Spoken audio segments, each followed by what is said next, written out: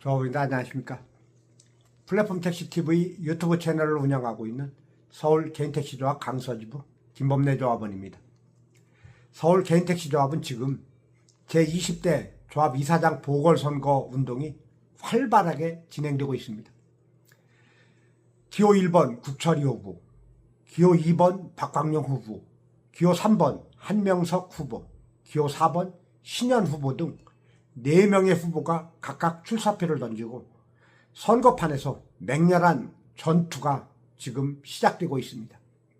본 유튜버는 이번 선거를 범죄와의 전쟁이다 라고 단정짓고 표현한 바 있으며, 왜 이번 선거를 범죄와의 전쟁이라고 단정지어서 말하는 것인지에 대해서 지금 이 시간 설명을 드리려고 이렇게 카메라 앞에 앉았습니다. 서울 개인택시조합은 지난 55년의 역사와 전통을 자랑하는 국내에서는 단일 조합으로 조합원 수가 가장 많은 5만 명의 조합원을 보유한 직능단체입니다. 서울 개인택시조합은 55년의 역사를 이어오면서 우리 조합은 우리의 업권을 침해하는 외부 세력에 맞서서 때로는 조합원님들의 고귀한 목숨까지도 아낌없이 내어 던지며 우리의 업권을 위해서 투쟁해오고 지켜왔었습니다. 세계적인 플랫폼 업체인 우버가 이 땅에 상륙했을 때 택시인들은 정말로 하나로 똘똘 뭉쳤습니다. 그 결과 한국에는 우버가 성공하지 못한 유일한 나라가 되었습니다. 그것은 왜 그렇게 똘똘 뭉쳤느냐면은 우리는 다른 나라와 다르게 개인택시 면허가 사유재산화되어 있는 나라이기 때문에 우리의 밥그릇을 지키기 위해서 우리 택시인들은 정말로 하나로 뭉칠 수밖에 없었습니다. 절박한 심정이었죠. 두 번째, 카카오가 자가용을 이용한 택시 영업, 카카오 카풀 플랫폼이었죠. 이 플랫폼을 출시한다고 했을 때 법인 택시 기사였던 최욱이 열사님, 또 수원 개인택시 조합원이신 임정남 열사님, 두 분의 고귀한 희생이 있었습니다. 자신의 몸에 쉰너를 뿌리고 카풀 플랫폼을 막아달라는 유서를 써놓고 장렬하게 산화하셨죠. 여기에 맞서서 또 우리 서울 개인택시 조합원이셨던 김종남 선배님, 제가 누님이라고 부르는데 간혹 성격이 너무나 급하시고 직설적이라서 제가 서운할 때도 있었습니다만은 지금 다른 사람 지지한다고 하시는데 그거 상관없고요. 이 누님 제가 상당히 좋아해요. 이 누님과 또 서원자, 지금 현재 그 강서지부의 지부장 직무 대행을 맡고 계신 이 선배님, 이분이 개인적으로 또 저하고 선교회에 또 선교 회원이셨는데, 하여튼 이 두 분이 목숨을 건 국회 앞 단식 투쟁이 있었습니다. 이런 투쟁의 결과로 인해서 카풀 플랫폼을 막아냈던 적이 있습니다. 또 우리의 기억에도 생생하죠. 렌터카를 기반으로 한 택시 영업인 타다 플랫폼, 이것이 우리 서울 시내에 활보하기 시작했을 때 서울 개인택시 조합원이신 성북지부의 안성로 조합원님께서 시청 앞 광장에서 자신이 애마로 그 분신처럼 몰고 다니며 영업했던 자신의 차와 함께 신너를 뿌리고 시청 앞 광장에서 장렬하게 산화하셔서 돌아가셨습니다. 이 열기가 확산되면서 광화문 광장과 국회 광장에 수만 명의 우리 조합원님들이 뭉쳤죠. 이 집회의 선두에 우리의 준비된 지도자 국철이 전 이사장이 있었습니다. 이 사람은 타다는 이 여객 자동차 운수사업법 안에 있는 렌터카 그 법을 교묘하게 이용해서 우리 택시 영업을 하는 거다. 법으로는 도저히 이것을 막아낼 수 없다. 어떻게 해야 되느냐? 법을 바꿔야 된다. 그래서 국회와 국회의원들을 찾아다녔죠. 국회 정론관에서 기자회견을 했던 모습이 지금도 제 뇌리에 생생합니다. 드디어 이 결실을 맺어가지고 국회에서 그때 밤 10시인가요? 11시가 됐나 늦게 국회에서 이 타다 금지법, 여객 자동차 운수사업법 일부 법률 개정안 타다 금지법이 법으로 통과되는 놀라운 쾌거를 이뤄냈던 사람이 바로 국철이 전 이사장입니다.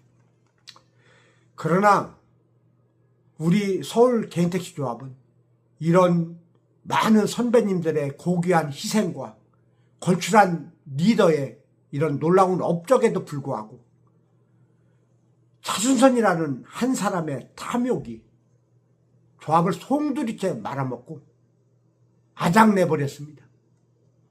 자기 자신은 구치소에 수감되는 영화의 그런 불운한 몸이 되었습니다. 뿐만 아니라 그와 함께 조합의 부이사장으로서 현재는 이사장의 직무를 대행하는 대행자가 저하고도 한번 교육장에서 부딪힌 적이 있었는데요. 자신이 직접 이사장에 출마하여 무너진 업권을 재건하겠다고 큰소리 뻥뻥 치면서 동대문 모처에서 화려한 출정식을 마치지 않았습니까? 그랬던 그가 얼마 전 그 자신 또한 자신의 집무실을 광역수사대 수사관들이 압수수색하는 그런 수모를 당하면서 수사대의 수사 대상자로 이렇게 지명되다 보니까 이번 선거에서 도저히 출마할 수 있는 명분이나 모든 것이 잃어버렸잖아요. 그래서 아예 출정식 하지 말지. 그걸 감행하고 하려다가 자꾸 수사관들의 수사가 쪼여오고 언제 구속될지 모르는 위기감을 느꼈는지 출마를 번복했어요. 다시 출마하지 않겠다. 그리고 그러면은 백의종군하고 직무대행자의 역할만 마치고 조합을 물려주면 되는데 새로운 이사장한테 그 새를 또 못 참고 이제는 자신의 집행부에서 감사직을 2번이나 연임한 신현 후보 측 캠프에 합류했다는 소리가 들립니다. 그러면서 그와 함께 조합을 다시 바꿀 수 있다라고 이렇게 말하고 있다고 합니다. 또 더더욱 웃지 못할 블랙 코미디는 차수선과 함께 타다를 검찰에 고발했던 사람이 있었죠. 박광용 후보입니다. 뭐 카톡방에 사진 돌아다니잖아요. 차수선 씨하고 박광용 씨 이렇게 검찰 고발장 이렇게 앞에다 놓고서 사진 찍은 모습. 그 결과 어떻게 됐습니까? 검찰은 이게 정식 재판에 회부돼 가지고 대법원까지 판결을 마쳤지만 타다의 손을 들어줬죠. 무죄다. 법으로 위반한 적이 없다. 그렇지만 타다는 이미 버스 떠난 뒤죠. 국철이 전 이사장에 의해서 타다 금지법이 제정되었기 때문에 이미 소용없는 소송 결과를 얻은 거예요. 땅을 치고 후회해도 소용없는 거죠. 이때 만약에 국철이라는 지도자가 없었으면 우리 조합은 지금 업권을 상상할 수도 없어요. 지금 타다가 온통 다 판을 치고 있지 않을까요? 우리 택시 면허 어떻게 됐을까요? 휴지 조각으로 되었을 겁니다. 누가 비싼 면허 사가지고 영업하겠습니까? 나버터도 그 카니발 7인승 요새 얼마나 좋아요. 기똥차게 좋아. 그 차 가지고 타다 영업하면은 얼마나 좋아요. 남바 내리기 전에 팔아가지고 타다 영업해봐요. 택시 영업보다 훨씬 난데. 이런 업적을 한 이런 리더를 팽개치고 다른 이사장을 뽑으시겠습니까? 말이 조금 딴 데로 가는데요. 또 이 두 후보의 공통된 그 주장이 있습니다. 공약이겠죠. 이 부도난 복지의 주된 원인이 복지를 탈퇴한 조합원들로 인해서 이 복지가 어려워졌다는 겁니다. 물론 복지에 어려워진 요인이 탈퇴자들이 증가해서 어려워진 것은 사실입니다만은 주된 요인이 뭐죠? 차순선이가 복지의 그 객출금을 1점에 해당하는 6만 7천 원으로 묶으면서부터 이 지경이 된 거예요. 1,100억 원의 미지급 사태가 발생한 주된 요인, 복지금을 묶으면서 왜 묶었을까요? 왜 아무런 대책 없이 묶어놨을까요? 너무나 복지금이 많이 나오니까, 객출이 되니까 조합원님들의 원성이 높아져. 그러면은 자기가 19대 짜투리 임기 해먹고 20대까지 온전히 해먹다가 연합회장으로 가야 되는데 20대에 당선되기가 어려워. 그래서 조합원님들의 원성을 잠재우기 위해서 마치 인심이나 쓰는 것처럼 내가 우선 급하니까 6만 7천원으로 묶어서 이 복지를 안정시켜 놓은 다음에 다시 살려내겠다라는 이런 엉뚱한 논리를 피면서 이걸 묶어놓은 거예요. 그래 놓고 나서 자신의 생각보다도 너무나 빠르게 미지급 사태가 눈덩이처럼 불어났어요. 그래서 이 지경이 된 거거든요. 이런 거를 이 두 후보가 모를까요? 잘 알아요. 왜? 이 집행부에서 공동으로 조합을 운영했기 때문에 누구보다 잘 압니다. 그런데 이때 해결하지 못한 거를 자신들이 어떻게 해결하겠어요? 해결할 방법이 없어요. 그러니까 조합원들을 갈라치기 하는 거예요. 복지의 탈퇴자와 남아있는 자로. 남아있는 자가 더 많으니까 이 사람들의 지지만 이끌어내면은 요 사람들의 심리를 우리가 할 수 있다라고 교묘하게 이 호도에서 이끌어내면은 다시 당선될 수 있으니까. 당선된 다음에야 내가 알 바 아니다. 이미 망가뜨린 거 뭐 어떻게 하겠냐. 이렇게 나올 거 안 봐도 뻔한 얘기 아니겠습니까? 그래서 이렇게 탈퇴자하고 남아있는 자를 갈라치게 하는 거예요. 제가 카톡방에 말만 하면 저를 벌떼처럼 물어뜯고 씹어요. 어제도 그랬어요. 조합원님들, 과연 현재의 조직군들이 대거 몰려다니면서 이들과 함께 선거 캠프를 꾸린 이 나머지 후보들에게 또 다시 조합의 운명을 맡기시겠습니까? 그러면 우리 서울개인택시 조합의 미래는 결탄코 없습니다. 단언합니다. 범죄자들에게 면죄부를 주게 되는 것입니다. 말아먹은 사람한테 또 신임을 해주면은, 재신임을 해주면은 지금까지 했던 거 이거보다 더 말아먹어도 상관없다라는 그런 면죄부를 주는 꼴이에요. 이들에게 내뱉었던 비난이 오히려 이들을 찍어줌으로 인해서 격려의 박수가 된다는 사실을 깨달으시기 바랍니다. 마지막으로 이 한 말씀 더 드리고 오늘의 말씀을 맺겠습니다. 저는 어제 제가 지지하고 있는 국철이 후보가 이사장이 된다면 복지법인에 대한 이 영업을 이렇게 하면은 이익을 낼 수 있다라는 얘기를 카톡방에 한 적이 있습니다.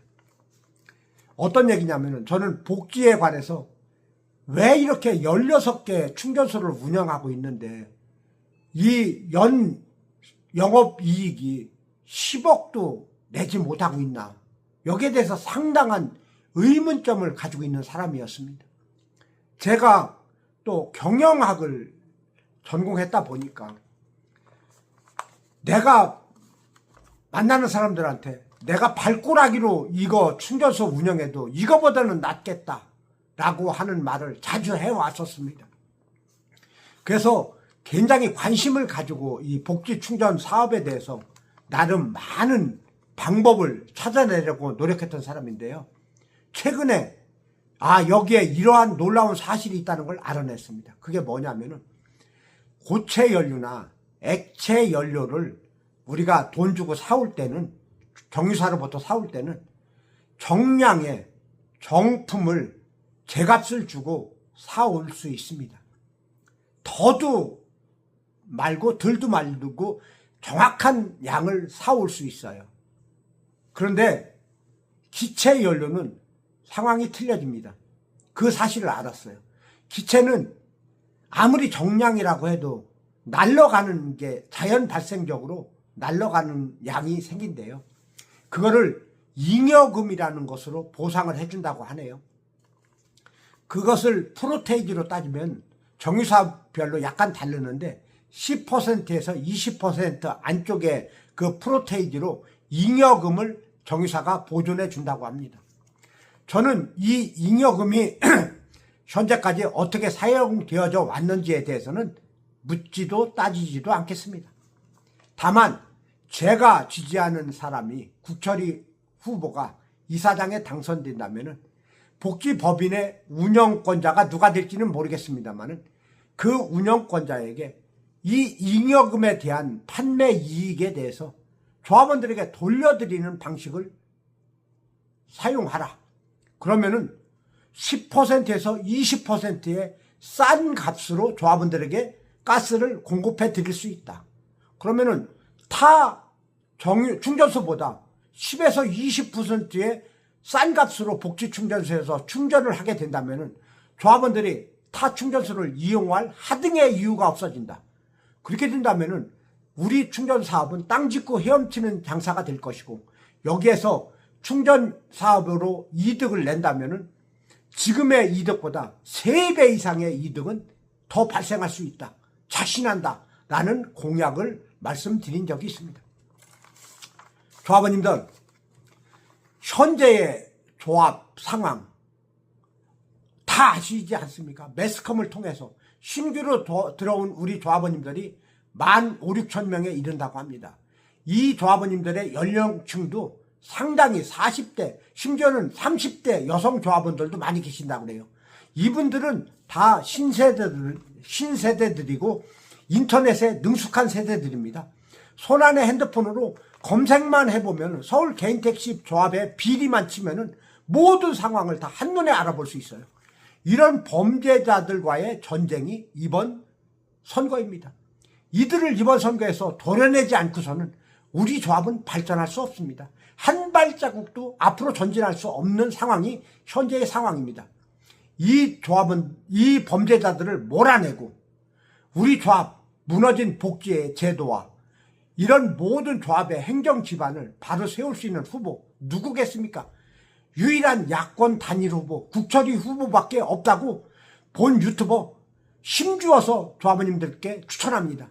이번 선거에서는 기호 1번 국철이 후보 이분에게 조합원들의 몰표를 부탁드립니다.